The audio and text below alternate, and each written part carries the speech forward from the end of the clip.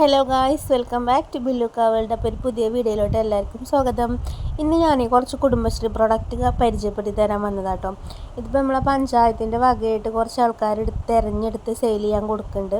ഇത് നമ്മളെ രാഗിപ്പൊടിയാണ്, പിന്നെ പുട്ടുപൊടി, പിന്നെ അങ്ങനെ ഒരുപാട് ഐറ്റംസ് ഉണ്ട്. ഇത് മഞ്ഞൾപ്പൊടിയാണ്, പിന്നെ പപ്പട ഉണ്ട്, കണ്ടോ പപ്പട ഉണ്ട്, സോപ്പും പൊടി ഉണ്ട്, പിന്നെ ഹാർപ്പിക്ക് ഉണ്ട്, പിന്നെ നമ്മളെ പാത്രം കഴുകുന്ന ഡിഷ് വാഷ് ഉണ്ട്. അച്ചാറിന് ഒരുപാട് ഐറ്റം ഉണ്ട് കേട്ടോ.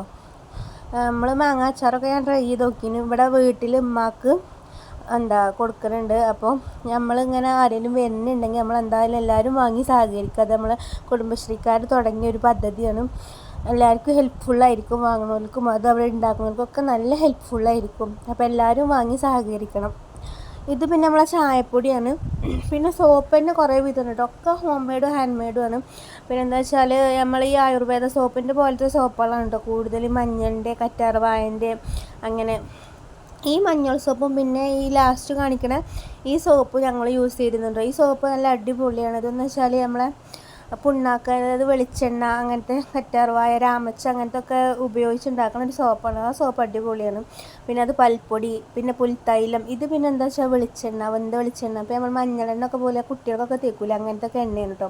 ഇത് അച്ചാറാണ്, നാരങ്ങ പിന്നെ ട്രൈ ചെയ്ത് നോക്കിയിട്ടില്ല. മാങ്ങയൊക്കെയാണ് ട്രൈ ചെയ്ത് നോക്കി, എനിക്ക് മാങ്ങയാണ് ഇഷ്ടം. അതൊക്കെ നല്ല നമ്മൾ വീട്ടിലുണ്ടാക്കണ പോലത്തെ കേട്ടോ. ഇതൊക്കെ പിന്നെ നമ്മളെ നിലം കഴുകണതും ബാത്റൂമിൽ യൂസ് ആക്കുന്നതും അങ്ങനത്തെ ഒരുപാട് ഐറ്റം ഉണ്ട്. പിന്നെ അത് പർദ്ദ വാഷാണ്, പർദ്ദയ്ക്ക് മാത്രം. പിന്നെ നമ്മൾ ഡ്രസ്സൊക്കെ ഉപയോഗിക്കുക, പർദ്ദ വാഷാണ് പ്രത്യേകിച്ച് അതിൽ എഴുതിയിട്ടുണ്ട്.